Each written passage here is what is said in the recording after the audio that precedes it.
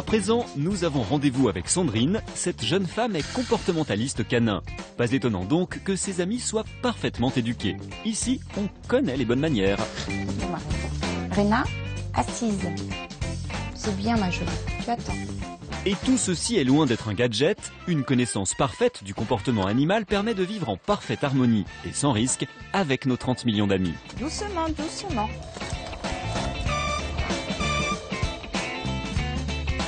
Mon travail consiste à aider les gens dans l'éducation avec leur animal ou dans leur choix d'animal.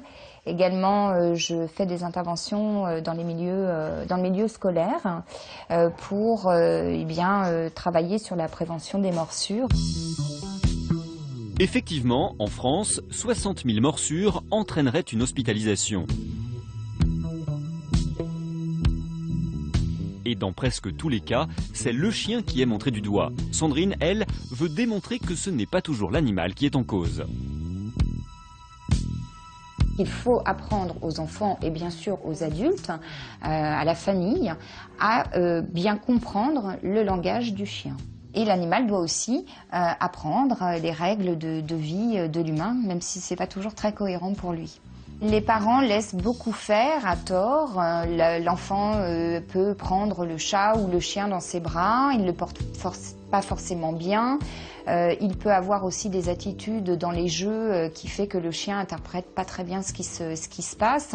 Donc il y a une responsabilité bien évidemment au niveau aussi des parents qui doivent apprendre à l'enfant à respecter le chien. On vit avec une espèce différente de la nôtre et on n'en apprend ni le langage ni les besoins. Et c'est un tort.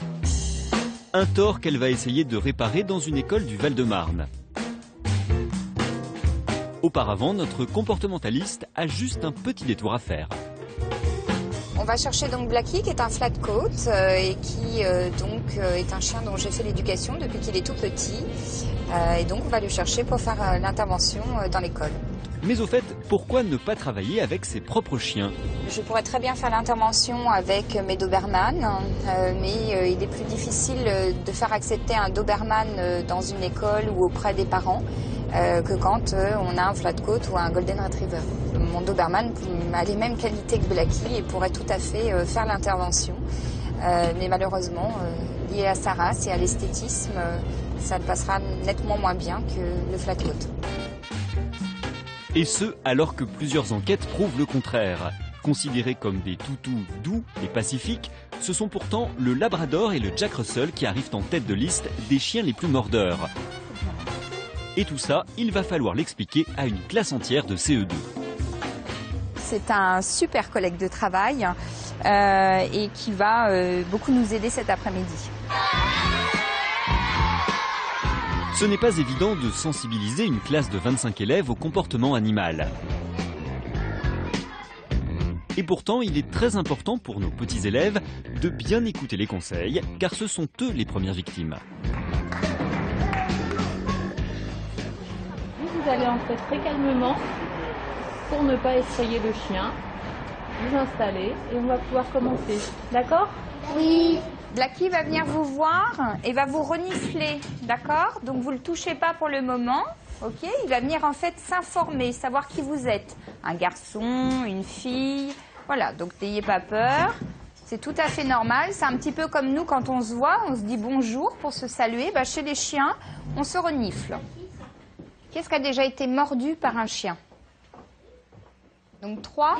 En fait, il était grand et j'étais en train de marcher avec ma mère et après, il était en train de courir vers nous. Il m'a mordu. On était à la gare, là, quelqu'un qui avait laissé son chien sans laisse et il est venu direct sur nous. Et il a mordu. Si vous voyez pas bien, vous me le dites, hein, les enfants. Pendant 2 heures, Sandrine va donc donner toutes les consignes nécessaires pour éviter les drames.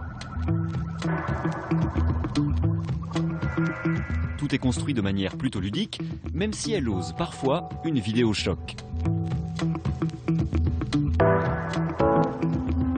Lassée des préjugés, elle essaie aussi de faire comprendre qu'il n'y a pas de chien gentil et de chien méchant. Il faut juste savoir bien respecter l'animal. Moi, je viens vers toi et je te fais ça. T'aimes bien? Non, moi non plus. En plus, quand il ne nous voit pas Ouais. et qu'on le touche, il a une réaction De peur? Ouais. Absolument. Mais t'es d'accord avec moi, s'il y a quelqu'un qui vient te voir et qui fait ce que je t'ai fait là, t'as pas envie, hein? Non. Et ben pour le chien, c'est la même chose. Fin du plaidoyer. Théo et ses petits camarades en savent maintenant un peu plus sur leurs amis canins et les bonnes attitudes à adopter. Sandrine et Blacky ont-ils rempli leur mission? Où est-ce qu'on peut caresser le chien? Faut pas faire des caresses quand on connaît pas le chien. J'ai pas plus peur d'un gros que d'un petit chien. Si on les caresse et qu'ils bougent pas, avant moi je croyais que c'est parce que ça leur faisait plaisir. Mais maintenant je sais que c'est parce qu'ils aiment pas et qu'ils peuvent pas bouger. Sortir la langue, ça veut dire qu'il faut arrêter ce qu'on fait parce que ça le dérange. Ils peuvent tous nous mordre. Ils peuvent tous être dangereux pour nous. On peut tous être dangereux pour eux, des fois. Et vas-y, tu peux aller le brosser. Dans le sens. Tous là, non. Pourquoi?